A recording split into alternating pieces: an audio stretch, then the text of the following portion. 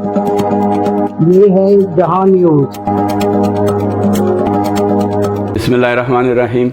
السلام علیکم ناظرین، میں سید حسن وقار آج ایک نئے پروگرام کے ساتھ، پروگرام کا نام آج ہم شخصیت رکھتے ہیں، اور اس پروگرام میں آج ہمارے ساتھ جو شریک گفتگو ہیں وہ ہیں، ان ہستی کا نام ہے سید شمیم حیدر رضوی۔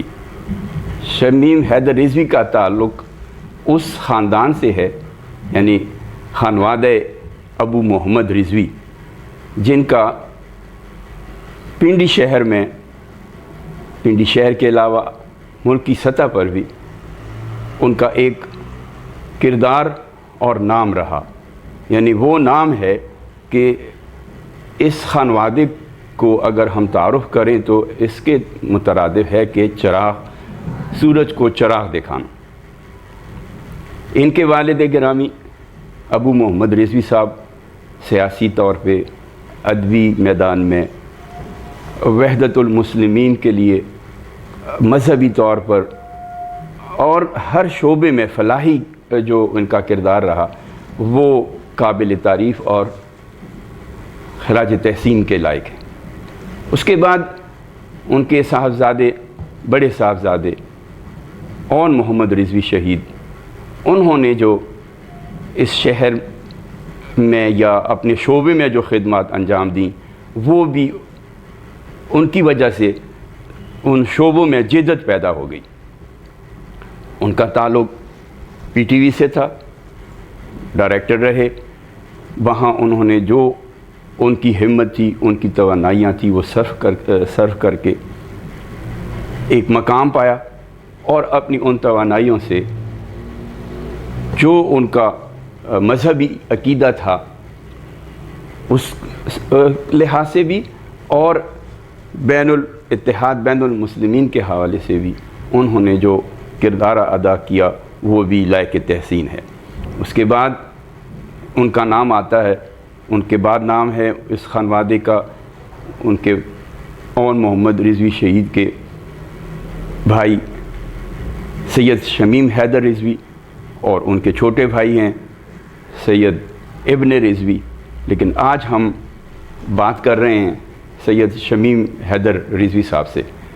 آئیے آپ کو ملاتے ہیں اور ہم دیکھتے ہیں کہ انہوں نے اس خانوادے کا حصہ ہو کر کیسے اپنی زندگی گزاری، اور یہ ایک حقیقت ہے کہ جتنی آپ کی یعنی عزت ہوگی خاندان کی، آباء و اجداد کی، اس کو سنبھالنے کے لیے آپ کو اتنے ہی یعنی آزمائش سے گزرنا پڑتا ہے کہ انسان اگر وہ اس سطح پہ اپنا کردار نہ ادا کر سکے تو اس سے اس کی جو وہ آگے گروتھ ہے خاندان کی، یا نام جو ہے وہ ضائع ہونے کا یا پس منظر چلے جانے کا خطرہ ہوتا ہے۔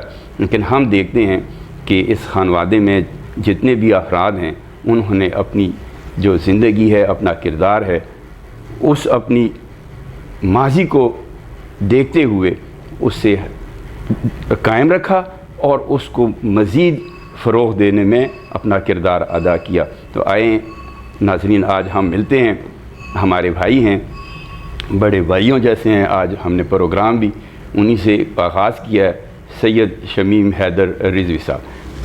السلام علیکم شاہ صاحب، وقار بھائی، بہت شکریہ۔ میں نے آپ کی تعریف کی ہے تو مشکل میں ڈال دیا۔ نہیں، مشکل میں نہیں، آپ ماشاءاللہ خود ایک بڑے خاندان کے بڑے فرد ہیں، اور آپ نے جس طریقے سے اپنا پنڈی میں آنے کے بعد، اسلام آباد آنے کے بعد، جس طریقے سے آپ نے صحافت میں، مذہبی حلقوں میں، سیاسی حلقوں میں اور دیگر حلقوں میں جس طریقے سے آپ نے اپنا مقام پیدا کیا، اور جتنی تیزی کے ساتھ آپ نے اس سفر کو طے کیا ہے، وہ یقیناً آنے والے نئے جتنے جرنلزم میں آ رہے ہیں، یا اب تو ماشاءاللہ آپ کو پتہ ہے کہ تعلیم بڑھتی چلی جا رہی ہے، جرنلزم میں بے حساب طلباء اور طالبات جو ہیں وہ ماسٹر کر رہے ہیں، اور ماسٹر کرنے کے بعد وہ اس فیلڈ میں آ رہے ہیں۔ پھر یہ ہے کہ میڈیا جو ہے جس طریقے سے تیزی سے پھیلتا چلا جا رہا ہے، یعنی اب یہ پوزیشن ہو چکی ہے کہ اب میڈیا کے اتنے چینلز آ چکے ہیں کہ اب لوگوں کو اس فیلڈ میں آنے میں کوئی پرابلم نہیں. پہلے ہمارے زمانے میں جب میں تھا, آپ خود بھی ایڈیٹر رہے کئی اخبارات آپ کو میں. پتا اس زمانے میں 2-3-4 اخبار تھے. ایک تو نیشنل پریس ٹرسٹ تھا NTP کا, اس میں مشرق تھا, میروز تھا اور پاکستان ٹائم تھا. اسی طریقے سے باقی جو بڑے 2-3 بڑے اخبار تھے, ان میں جنگ اخبار کا نام تھا, اس کے بعد نوائے وقت کا آتا تھا نام, پھر اس کے بعد جو ہے کوہستان اخبار ایک زمانے میں بڑا اس نے نام پیدا علاقے کے حوالے سے, علاقے کے حوالے سے. پھر تعمیر آیا, پھر اور بہت سارے اخبار آئے چھوٹے. پھر میں نے خود جرت نکالا اور ڈیلی جرت کے نام سے اس کی 50,000 تک سرکولیشن گئی, اور بڑا اس گوال منڈی میں جنگ, اس وقت گوال منڈی ہی میں جنگ کا دفتر تھا, اور سامنے ہم نے ملک ہاؤس میں ہم نے وہ بلڈنگ کرائے پہ لے کے وہاں پہ یہ شروع کیا. 10,000 سے سٹارٹ ہوا, 50,000 تک چلا گیا, کیونکہ اس زمانے ذوالفقار علی بھٹو کیس چل رہا تھا سپریم کورٹ. جی. تو ہم نے اسی کو اپنا ٹارگٹ بنایا, اسی کو اپنا جو تھا, جو مین جو مطلب پرپس تھا اس کو لیا, اور اس کے بعد ہمارے اخبار کی سرکولیشن بڑھتی چلی گئی.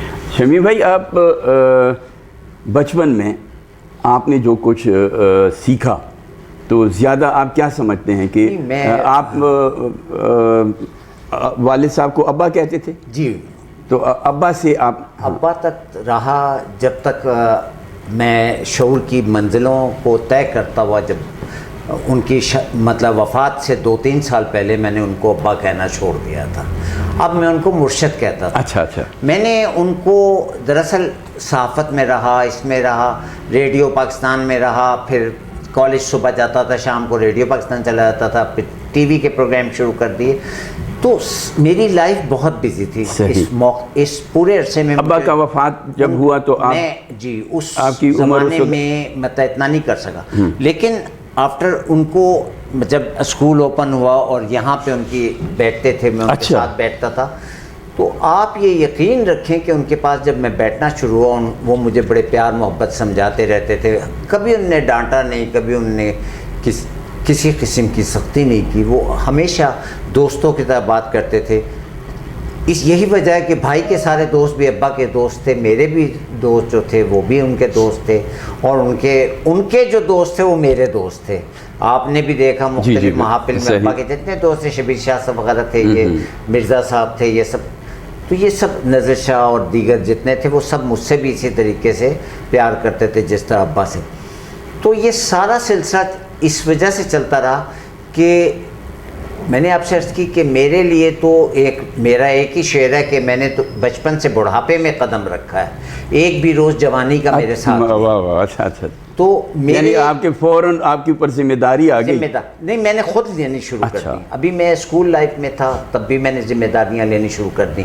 پھر میں کالج میں آیا تب میں نے ذمہ داریاں لینی اور اس کا میرے والد اور بھائی کو بڑا ادراک تھا, اور انہوں نے اس سلسلے میں میری رہنمائی بھی کی, میری ہمت افزائی بھی کی, اور مجھے سپورٹ بھی کیا, جس سے میرے اندر ایک کانفیڈنس بلڈ اپ ہوتا چلا گیا. اور اس کانفیڈنس نے مجھے آج اس مقام پہ جو آپ دیکھ رہے ہیں وہی کانفیڈنس ہے جو میرے باپ اور بھائی نے مجھے دیا. لیکن سب سے بڑی وقار صاحب جو بات ہے, آپ کہتے ہیں نا کہ یہ کس طرح ہوا, اگر آپ کا گھرانہ جو ہے وہ پڑھا لکھا ہے, آپ کے گھرانہ ادبی ہے اور باادب ہے, اور اس کے اندر بہت ساری تہذیبیں جنم لے رہی ہیں, تو پھر آپ کی خود بخود شخصیت بننی شروع ہو جاتی ہے. آپ نے اون بھائی کو دیکھا کہ کتنی مطلب ہے 21ویں گریڈ میں تھے جب ان کی شہادت ہوئی, لیکن کبھی ان کو آپ نے سر اٹھا کے بات کرتے نہیں دیکھا ہوگا. وہ ہمیشہ اتنا پولائٹ, اتنے ہمبل اور اتنے عبادت گزار تھے کہ میں آپ کو کیا بتاؤں. ان کی فجر کی نماز جو ہے وہ تقریباً شروع ہو کے 2-3 گھنٹے پہ محیط ہوتی تھی. اسی طریقے سے دیگر مطلب ہے وہ راستے میں بھی چلتے رہتے تو آپ نے دیکھا ہوگا تسبیحاں پڑھتے رہتے. ہاں بالکل سادہ. ہر جمعرات کو مجھے لگتا ہے کہ وہ آج بھی میرا انتظار کر رہے ہیں. میں جاتا ہوں, قرآن خوانی وہاں کرتا ہوں, اس کے بعد وہاں اس کی صفائیاں کرتا ہوں, سب کرا کے آدھا پونا گھنٹہ لگاتا ہوں. بارش ہو, آندھی ہو, طوفان ہو, تو شاہ کی ٹالیاں کے ارد گرد جتنے دکاندار ہیں وہ کہتے ہیں شاہ صاحب آ گئے تو آج جمعرات ہیں. وہ میرے خیال میں ایک اور شاہ صاحب بھی آتے ہیں, وہ کہیں کبھی کبھی مجھے مل لیتے ہیں, روڈ پہ کھڑے ہوتے ہیں تو میں ان کو یہاں چاندنی چوک تک لاتا ہوں. وہ آپ کا ذکر کرتے ہوتے ہیں, وہ بھی میرے خیال میں سارا دن جمعرات وہاں بیٹھتے ہیں. جی وہ جا کے وہ بھی ابا کے وہاں مطلب صفائیاں بھی کرتے ہیں فرا کے ان کے جو تو بھائی ماشاءاللہ سے.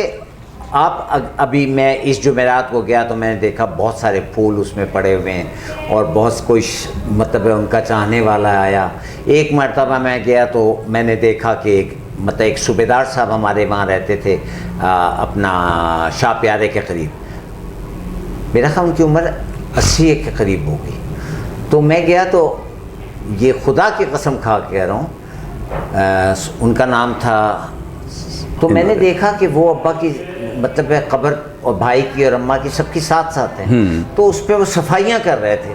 یعنی ان سے عقیدت کا لوگوں کا یہ ہے کہ وہ اکثر میں جاتا ہوں تو دیکھتا ہوں کہ لوگ وہاں ان کی قبر پہ فاتحہ پر, اور ان کی قبر بھی آپ کو نے تو دیکھی ہے کہ وہ جب ابا کی ڈیتھ ہوئی تھی تو شاہ کی ٹالیاں نے کہا شاہ صاحب ہمارے شہر کی شان ہیں, ہمارے سر کا تاج ہیں. تو انہوں نے کافی ایک جگہ دی تھی کوئی تقریباً راؤنڈ اباؤٹ 10x8 کی. تو ہم نے اس میں ابا کی بیچ میں قبر بنائی تھی اور سائڈ اس left side right side open تھے. بس ابا کی وفات کے بعد اماں کی جب ہوئی 8-9 سال 10 سال کے بعد تو ایک سائڈ پہ ہم نے ان کو والدہ کو دفن کر دیا. اور اس کے بعد پھر بھائی کی شہادت ہوئی اماں کے 2 سال کے بعد تو ایک سائڈ ہوئے. اب وہ تینوں قبریں ایک جگہ ہیں, پورا جنگلہ بنا ہوا ہے, ماربل سب لگا ہوا ہے سب ترتیب سے. تو وہ پورا وہ تینوں قبروں کے اوپر میں اکثر جا کے دیکھتا ہوں تو لوگ مطلب یا صفائیاں کر رہے ہیں یا وہ کر رہے ہیں. یہ نہیں کہ میں کرتا ہوں, بالکل ان کی وہ جو بہت زیادہ سر وہ ہیں خدمات ہیں جو انہوں نے کیا. لوگ ان سے آج بھی پیار کرتے ہیں, اتنا عرصہ ہو گیا سب کچھ ہے. تو آپ نے اون بھائی کا کہہ دوں یا ابا کا کہہ دوں کہ کن کا زیادہ سیکھا کدھر سے؟ بھائی ہمارے بہت زیادہ انتہائی جس کو کہیں شریف النفس, فقیر سے بھولے ترین انسان. یعنی گھر میں بھی یہ حالت ہوتی تھی کہ بہنیں بھائی میرے بچے بھائی کے بچے سب مطلب ہے جو تھے ان سے فریلی مذاق کر رہے ہیں, ان کی جیب سے پیسے نکال لیں گے, ان کو گدگدی کر رہے ہیں, ان کو یہ کر رہے ہیں, اور وہ مطلب ماشاءاللہ قہقہے لگا رہے ہیں, یہ کریں. وہ ایک محبت کرنے والا انسان تھا, بچوں سے لے کے بڑوں سے لے کر بہنوں سے لے کے ماں باپ سے لے کر اپنی اولاد سے لے کر بھانجی بھانجے بھتیجے. وہ محبت کا ایک آپ سمجھ لیں سمبل تھا.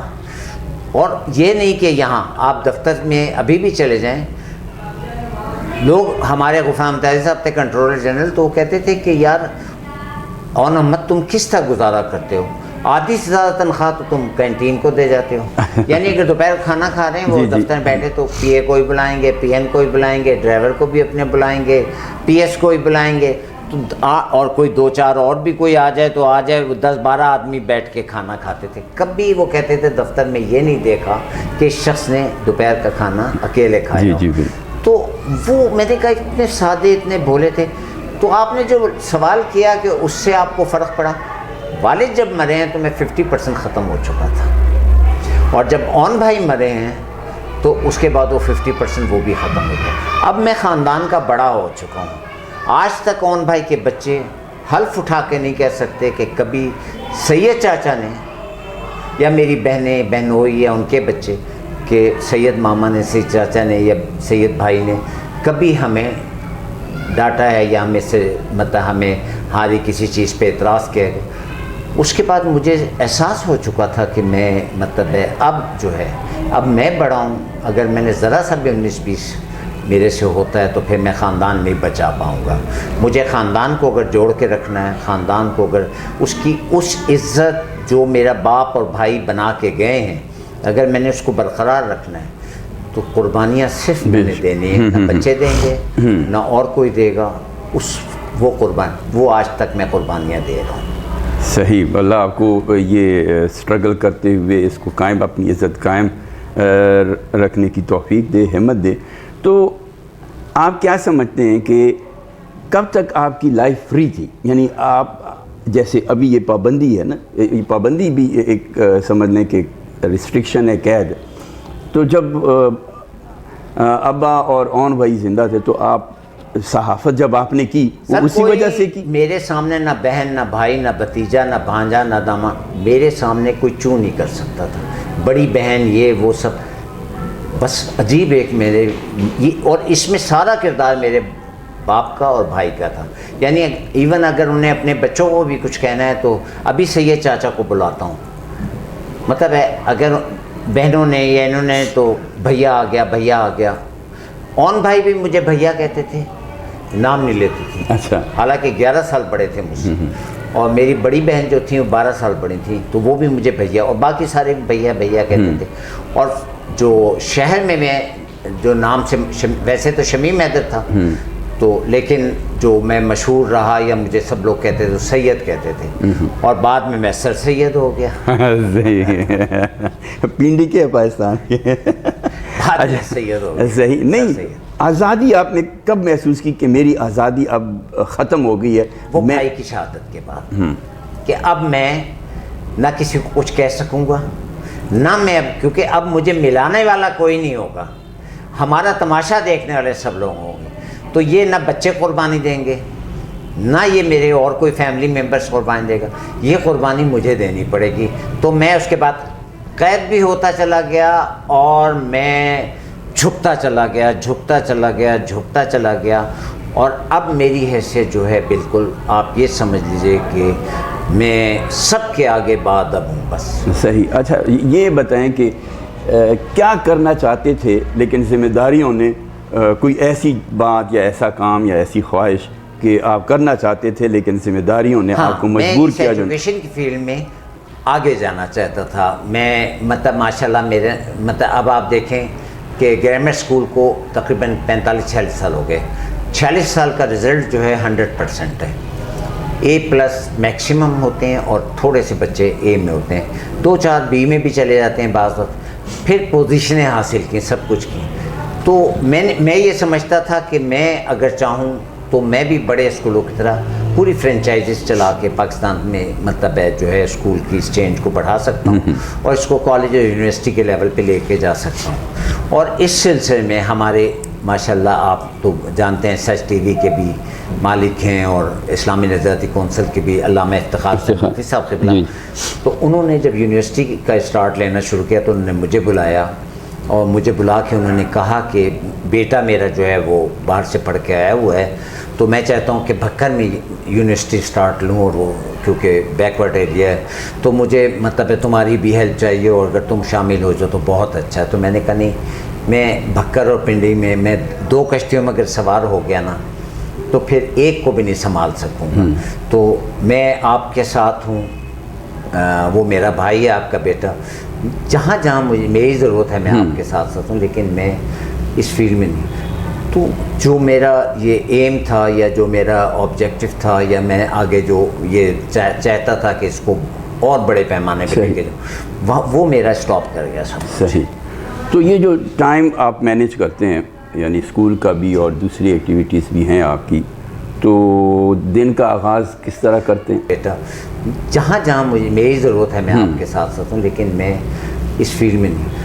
تو جو میرا یہ ایم تھا یا جو میرا آبجیکٹو تھا یا میں آگے جو یہ چاہتا تھا کہ اس کو اور بڑے پیمانے پہ لے کے جاؤں، وہ میرا اسٹاپ کر گیا سب. صحیح. تو یہ جو ٹائم آپ مینیج کرتے ہیں یعنی اسکول کا بھی اور دوسری ایکٹیویٹیز بھی ہیں آپ کی، تو دن کا آغاز کس طرح کرتے ہیں؟ ایگزیکٹلی ایک آپ کو بتاؤں کہ نبی پاک صلی اللہ علیہ وسلم کا بہت ہی خوبصورت ارشاد ہے کہ جو لوگ صبح کے وقت اٹھتے ہیں وہ سارا دن جو ان کے رزق میں برکت ہوتی ہے اور ویسے بھی وہ چاق و چوبند بھی رہتے ہیں، فریش رہتے ہیں. یہ جو صبح کی نماز ہے نا سر، اس میں اللہ تبارک و تعالیٰ نے ایسی فضیلت رکھی ہے کہ اگر آپ صبح کی نماز کے عادی ہیں تو آپ پھر لیٹ ہی نہیں ہوتے. آپ صبح کی نماز پڑھتے ہیں، پھر حکم خداوندی ہے نبی پاک کا کہ اس کے بعد چاہے 1 صفحہ پڑھو، 2 صفحے، 4 صفحے، 10 صفحے، 1 پاؤ قرآن پاک کی ضرور تلاوت کرو. تو آپ پہلے نماز پڑھتے ہیں، پھر اس کے بعد آپ جو ہے مختلف تسبیحاں پڑھتے ہیں، تسبیحاں پڑھنے کے بعد آپ قرآن پڑھتے ہیں، قرآن پڑھنے کے بعد جو ہے اتنا ٹائم ہو جاتا ہے آپ کا کہ مطلب ہے آپ جا کے میں میرا جو روٹین ہے کہ میں اس کے بعد تھوڑی سی واک کرتا ہوں، واک کر کے آگے نہا کے اور اس کے بعد اسکول 7 بجے میں واحد میرا خاں پورے پنڈی اسلام آباد میں کسی اسکول کا پرنسپل ہوں گا جو 7 بجے اسکول میں موجود ہوتا ہوں. پھر میں مختلف کیونکہ یعنی کوئی بھی موسم ہو، کوئی بھی حالت ہو، خدا نخواستہ بیماری نہ ہو تو وہ پھر میں کبھی اس اسکول میں، کبھی دوسرے میں، تیسرے میں، چوتھے میں، تو اس طرح میں مختلف ٹائموں پر پہنچتا ہوں. تو ٹیچرز کو نہیں پتہ ہے کہ سر کس وقت آئیں گے، سر کس وقت آ کے مطلب ہے مطلب ہمیں چیک کر سکتے ہیں. تو میرا ماحول بھی سارا سیٹ رہتا ہے. میں نے بڑا سسٹم کے تحت اسکول چلاتا ہوں. سخت استاد یعنی آپ اپنے آپ کو ٹیچنگ بھی کی آپ شروع میں کرتے رہیں، تو سختی کے قائل تھے یا نرمی کی؟ جیسے اگر ماضی میں ہم اپنا دیکھیں تو ہم تو استاد کو اپنا کیا دیکھیں، میرا دیکھیں. میں سینٹ پال میں پڑھتا تھا، ثناء اللہ صاحب خدا کی قسم 50 سٹکس مارتے تھے بینڈ ڈاؤن کر کے. استاد کو دیکھ کر بددعائیں شروع کر دیتے جی، اور مرنے کے نعوذ باللہ اب تو مطلب استادوں کو یاد بھی کرتے ہیں، روتے بھی. تو اس وقت دعا کرتے تھے اللہ کرے اطلاع آ جائے، ہاں آج ٹانگ ٹوٹی ہوئی اور بیمار ہے یہ یا بیمار ہے یا فلاں ہے. تو یہ تو آپ کو پتہ اتنے سخت استاد نہیں تھے اب نہیں، اب ہو ہی نہیں سکتے آپ اس دور میں. مجھے آپ بتا دیجئے آپ کے والد نے کتنی مرتبہ آپ کو گود میں اٹھایا اور ادھر پیار کیے ہیں آپ کو؟ یاد نہیں ہے، مجھے بھی نہیں یاد ہے کہ کبھی انہوں نے میرے عید بقرعید پہ بھی سر پہ ہاتھ رکھنے کے بعد کبھی گلے لگایا ہو، پیار کیا ہو. یہ تو آپ کے والد کو یا میرے والد کو پیار نہیں تھا؟ میں اگر سچ کہیں نا تو میں پہلے تو میں نے سوچا کہ جھوٹ بول دوں، لیکن پھر سچ بھی بولا، اس لیے میں نے کہا کہ یاد نہیں ہے. تو اچھا یہ کیا یعنی آج کے والد میں اور اس وقت کے والد میں، ہمارے والدین میں یہ فرق کیوں؟ والدین جو ہے نا بچوں کے دوست بن چکے ہیں. اس کا اثر یہ ہوا کہ وہ دوستی ہو گئی. ہوا کہ اب آپ چاہے میرے بچے ہوں، ایک تو جنریشن گیپ بڑھنا شروع ہو گیا. یعنی لوگ کہتے ہیں نا کہ اب یہ دور وہ نہیں ہے کہ جنریشن گیپ آپ نہیں رکھ سکتے. لیکن میں یہ سمجھتا ہوں بینگ اے استاد، اور میرے پاس اس ٹائم 2500-2600 بچہ ہے، میں یہ سمجھتا ہوں کہ جنریشن گیپ اب بڑھنا شروع ہو گیا. آپ یہ دیکھیں کہ بچے کے ہاتھ میں 5ویں 4تھی کے بچے کے ہاتھ میں موبائل ہے، 7ویں 8ویں میں آتا ہے تو سائیکل اور موٹر بائک اس کو مل جاتا ہے، ٹھیک ہو گیا. گھر اسکول میں آتا ہے، ماں باپ سمجھنے پڑھ رہے ہیں، وہ کتاب کے اندر موبائل رکھ کے کچھ نہ کچھ اس میں یا تو ٹریس کر رہا ہے یا میسیجز کر رہا ہے یا وہ کر رہا ہے، اور وہ رات کو سوتے لیٹ سوئے گا، یہ کرے گا وہ کرے. تو آپ یہ دیکھیں کہ بچہ آج وہ اس کے پاس ٹائم ہی نہیں ماں کے ساتھ بیٹھنے کا، باپ کے پاس بیٹھنے کا. یعنی جو وقت تھا، ایک ایج لیمٹ ہوتی ہے نا کہ اس ایج میں یہ سیکھنا ہے. جیسے ہم سمجھ لیں کہ بلوغت کا ٹائم ہے اور اس کے بعد شناختی کارڈ بنتا ہے، ڈرائیونگ لائسنس بنتا ہے، شادی ہو سکتی ہے، تو ہم نے اس کو وہ کر دیا، ریورس کر دیا، ختم کر دیا. اب اخلاقی قدریں اور خاندانی مطلب ہے جو پیار، محبت، اتفاق اور اتحاد تھا، اب وہ سب ختم ہو چکا ہے. آپ مجھے بتائیں پنڈی کے اندر بھی شاید آپ کو 2-4 گھر مل جائیں جہاں ابھی بھی جوائنٹ فیملی سسٹم ہو یا مطلب سب لوگ مل جل کے رہتے ہوں. مجھے نہیں یاد ہے، بڑی سے بڑی فیملیز بھی میں نے مطلب دیکھی اس پنڈی میں. میں نام نہیں لینا چاہتا، ایسی فیملی ہیں جو اس ٹائم سینیٹرز ہیں، چیئرمین رہے مختلف اس کے اپنا کنٹونمنٹ کے ادھر ادھر، اور بہت سارے رہے کہ یہ سارے ایک گھر میں رہتے تھے. اور اس کے بعد ایسا ہوا کہ وہ سب کے سب دور ہوتے چلے گئے، دور ہوتے چلے گئے، دور ہوتے چلے گئے، اور ہر ایک کا گھر الگ الگ ہونا شروع ہو گیا. یہ کیا آپ سمجھتے ہیں کہ یہ کیا ترقی ہے؟ یہ ترقی نہیں ہے، پستی ہے، پستی کی طرف. اور اخلاقی پستی. اور اخلاقی پستی اتنی بڑھتی چلی جا رہی ہے. بڑوں کا ادب ہے بچوں میں، اب وہ آپ کے ساتھ اس طرح بات کرتا ہے غصے میں آپ کا بچہ یا میرا بچہ، یا وہ کہتا ہے کہ آپ کو کیا پتہ. تو یعنی یہ اگر میں کہوں کہ میرا پرابلم ہے، یہ بحیثیت والد صرف میرا پرابلم نہیں ہے، تمام صبح بھی والد اور والدہ میرے پاس 9 کا بچہ تھا، وہ آئے کہ ہماری نہیں سنتا، آپ کسی طریقے سے کریں. تو میں نے کہا جب میں آپ کو شروع میں سمجھاتا تھا تو 9 میں آ گیا نا. نبی پاک صلی اللہ علیہ وسلم کا پھر ہم تو انہیں کی اتباع کرتے ہیں نا، بے شک ہم نمونہ جو ہے ہمارے لیے یا قرآن پاک کو یا نبی پاک صلی اللہ علیہ وسلم. کہتے ہیں نا کہ تاریخ میں دو چیزیں جو ہیں نا وہ مسلمہ ہیں، ایک قرآن پاک پہ عمل کرنا اور ایک سیرت نبوی کو اپنانا. یہی دو مسلمہ چیزیں ہیں. جب آپ ان دونوں چیزوں کو اٹھاتے ہیں، آل اصحاب بعد میں آئیں گے. آل کا رتبہ کس سے ہے؟ انہی کی وجہ سے. اصحاب کا رتبہ کس سے؟ انہی کی وجہ سے. تو آپ سب سے پہلے نبی پاک، میں تو میری اپنی اپروچ اگر دیکھیں جتنا میں پڑھ رہا ہوں، میری ایک زندگی کی بڑی خواہش تھی اور اب میں انشاءاللہ کافی حد تک کامیاب ہو چکا ہوں انشاءاللہ آپ کو، کہ میں سیرت نبوی کے اوپر مطلب کتاب لکھوں اور مدلل اور مکمل کتاب. تو اس کے لیے مجھے بہت ساری کتابوں کا مطالعہ کرنا پڑا، جس میں سب سے ایتھینٹک بک مجھے جو ملی پڑھتے اس میں وہ سب سے سلمان ندوی نے جو کمپلیٹ کی، شبلی نعمانی نے 4 جلدیں انہوں نے لکھی، پھر 3 جلدیں انہوں نے لکھی. اس میں بعض چیزیں کنٹروورشل بھی ہیں لیکن مکمل بہت زیادہ محنت کے ساتھ. اسی طرح کوشش کی گئی ہے اس سطح تک، اور کوشش نہیں کی گئی سیرت کے. اسی طریقے سے آپ جس وقت اس سائٹ پہ مطلب ہے آپ آتے ہیں، مطالعہ کرتے ہیں، یہ کرتے ہیں، پھر ہمارے علامہ جواد اپنا آفتاب جوادی صاحب ہیں، ان کو انسائکلوپیڈیا آف پاکستان میں ان کو کہا جاتا ہے یہ انسائکلوپیڈیا آف اسلام ہے. آپ کوئی کتاب 1400 سال پرانی، 1200 سال پرانی، 1500 سال پرانی آپ نام لیں وہ اس کا بتا دیں گے، اس کا آتھر یہ ہے یہ ہے. آپ دیکھیں سپریم کورٹ میں ایک مرتبہ تحقیقی دستاویزات 700 صفحے کی ایک جب کیس ہوا تھا تو علامہ جوادی صاحب نے اس کا جواب دیا تھا. چلتے پھرتے وہ ایک کتاب ہی وہ. ہاں، اور میں نے دیکھا کہ جید علماء اکرام باہر سے اگر آتے ہیں یا کچھ آتے ہیں تو ان کی خواہش ہوتی ہے کہ ہم ایک چاہے 10 منٹ مل لیں، 15-20 منٹ تو ہم انہیں ملیں. تو یہ ایک عجیب ہمارے یہاں جو ہے مطلب صورتحال ہے.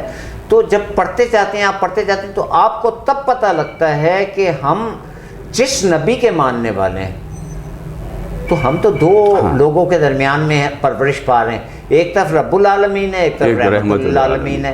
تو ان دو کو ہم پہچان سکیں گے یا ان کو پا سکیں گے تب ہم آگے جا کے ہم سوچیں گے کہ خلفائے راشدین کون ہیں، مولا مشکل کشا علی کون ہے، حضرت علی کا کیا مرتبہ مقام ہے. آپ پہلے اس سائڈ پہ تو آئیں.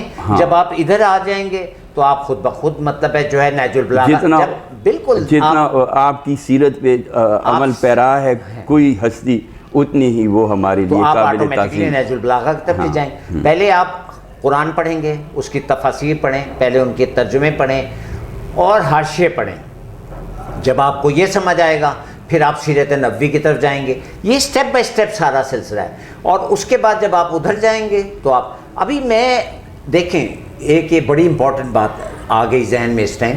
ابھی مطلب مجھے سب لوگ کہتے تھے کہ مطلب ہمیشہ ایک بحث آپ نے بھی سنی کہ رسول پاک صلی اللہ علیہ وسلم کو روحانی ملی یا جسمانی ملی. اچھا، یعنی معراج جو ملی وہ روحانی ملی یا جسمانی ملی، کہ وہ جسمانی طور پہ بھی گئے یا نہیں. بہت سارا اور یہ سارا کچھ جو ہوا وہ آپ کو پتہ ہے کہاں سے شروع ہوا اور کس طریقے سے توہین رسالت شروع ہوئی اور کس جگہ سے اس کے لیے کس طرح ڈالر اور باقی چیزیں استعمال ہوئی. تو میں سوچتا رہتا تو ایک مرتبہ میں بیٹھا ہوا تھا تو میں نے مطلب ایک دم مطلب میری نظر سورج کی طرف گئی تو ایک دم واپس آئی تو میں اس ایک سیکنڈ بھی اس کو نہیں دیکھ سکا. یہاں سے وقار میرے ایک دم سے ذہن میں آیا. میں نے کہا یہ میری مادی آنکھ ہے نا، ابھی میں مر جاؤں گا، ختم ہو جائے گی، فنا ہو جائے گی، مٹی ہو جائے گی. اس نے ایک سیکنڈ کے اندر سورج کی تپش کو یہاں سے نہیں تپش کو ہی محسوس کر لیا اور اس کے نور تک بھی پہنچ گیا.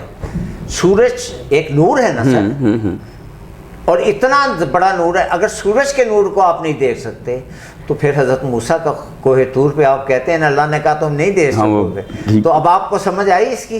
تو وہاں مجھے ہوا کہ صحیح ہے کہ وہ آگ لگ گئی، پہاڑ بھی ریزہ ریزہ ہو گیا سب کچھ. انہوں نے کہا نا ضد کرتے تھے اللہ میں ایسے ہر بات پہ حضرت موسیٰ، تو انہوں نے کہا میں نے تیرا جلوہ دیکھنا. انہوں نے کہا نہیں دیکھ سکو گے. انہوں نے کہا فلاں جگہ آ جاؤ. اور جب وہ جلوہ مطلب ابھی ایک جلوہ تو کیا اس کی ایک اس نور کی ایک جھلک بھی ابھی وہ کتنے لمحے کے لیے تھی، کیا تھی وہ، تو اس خدا کا.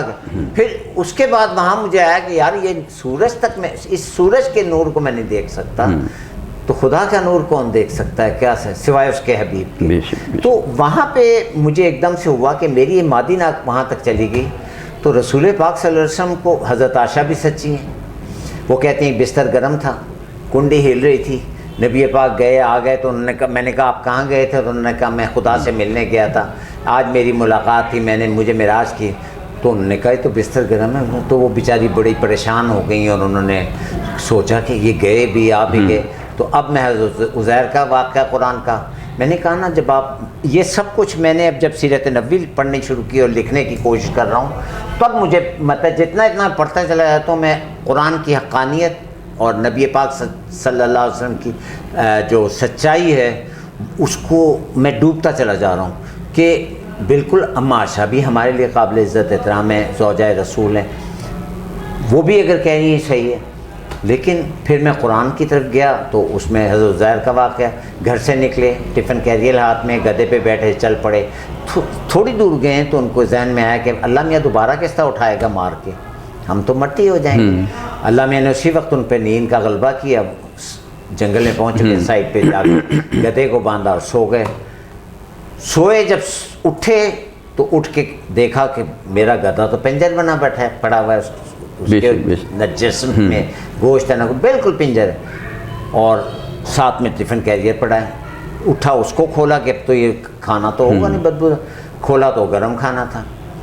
اللہ سے ایک دم کہا کہ یا اللہ یہ کیا ماجرا ہے؟ انہوں نے کہا تمہیں پتہ تم کتنے عرصے سوئے ہو؟ انہوں نے کہا نہیں. انہوں نے کہا 100 سال کے بعد تم نے یہ دونوں چیزوں میں فرق اس لیے رکھا ہے کہ یہ تمہارا گدھا جو ہے یہ دیکھو پنجر, تمہارا کھانا اس طرح گرم.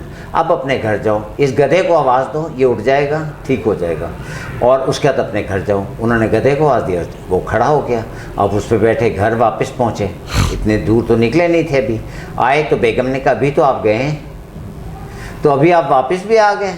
ابھی تو وہ دیکھا وہ اسی حالت میں چولہے پہ, وہ جب گئے تھے روٹیاں ڈالنی تھی, اور جب واپس آئے گھر تو وہ تو انہوں نے کہا آپ اتنی جلدی واپس آ گئے, آپ تو جا رہے تھے.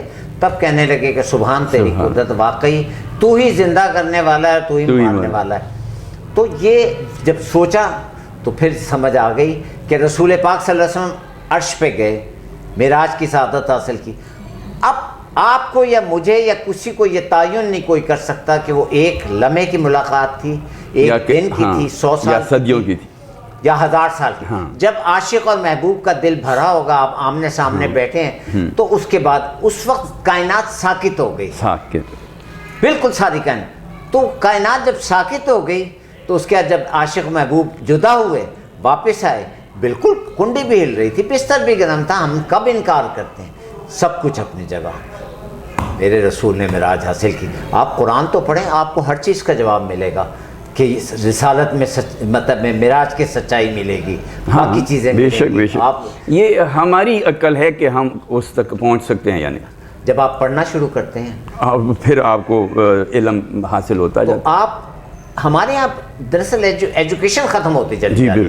اب صرف ہمارے پاس میڈیا میں کیا یا ڈرامے رہ گئے, یا مطلب مختلف فلمیں رہ گئیں, گانے رہ گئے, یہ رہ گئے, یا ہمارے پاس یہ رہ گیا کیا نام ہے اپنا واٹس ایپ کے اوپر یوٹیوب اور یہ اور وہ سب جو آپ دیکھنا چاہتے ہیں. تو کتابیں اب لائبریریوں میں آپ کو اپنا بچپن یاد ہے, ایک آنا لائبریری ہوتی تھی, کرائے پہ کتابیں ملتی تھیں. میرے دور میں بھی ابن صفی کی ناولیں ہوتی تھیں, ہر بچہ پڑھتا تھا. اس ابن صفی کی ناول میں جنوں کا, بھوتوں کا, راستوں کا ذکر ہوتا تھا, لیکن وہ بندے کے اندر کانفیڈنس بلڈ اپ کرتا تھا کہ اگر تم اشرف, بیسکلی ابن صفی نے کہ اشرف المخلوقات ہو, جن آئے, جلاد آئے, فلاں آئے, کوئی آئے, تم ان سب پہ حاوی ہو سکتے ہو. اور اس نے اپنی اس ابن صفی کی ناولوں میں اس نے اسی چیز کو لوگوں کو پروموٹ کیا اور اسی کی تعلیم دی.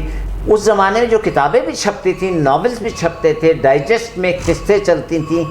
آپ نے دیکھا ہوگا خواتین ڈائجسٹ, فلاں ڈائجسٹ, یہ سارے تربیت کر رہے ہوتے تھے.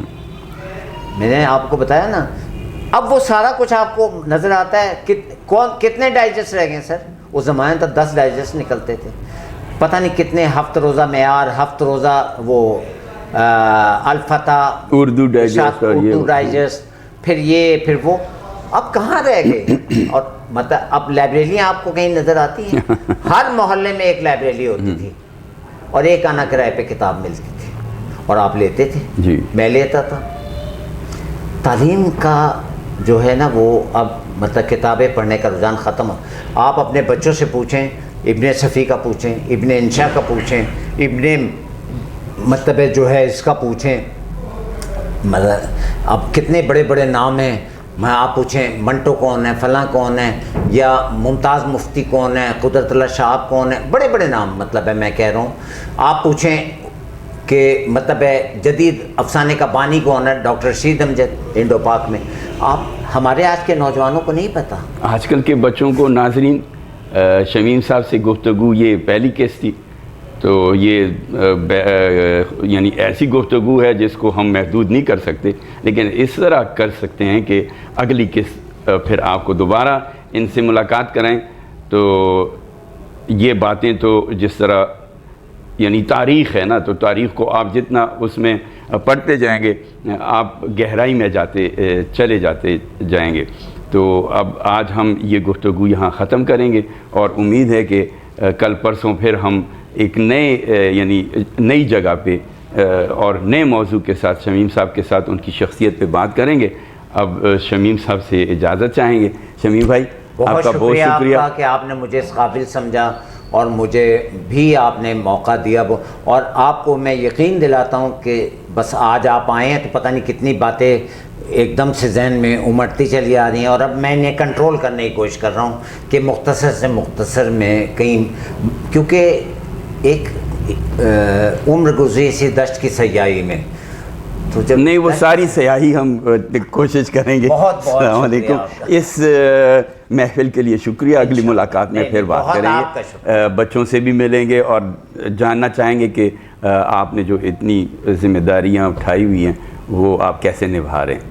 اور سلامت رہیں آپ اور خوش رہیں. ہماری دعا ہے آپ کے لیے آپ اسی طرح یہ ذمہ داریاں نبھاتے رہیں. اللہ آپ کی توفیق میں مزید اضافہ کرے. ملاقات ہوگی انشاءاللہ. ناظرین اب اجازت چاہوں گا، اگلی ملاقات پھر ہوگی شمیم بھائی کے ساتھ، تو تب تک کے لیے اجازت. اللہ حافظ.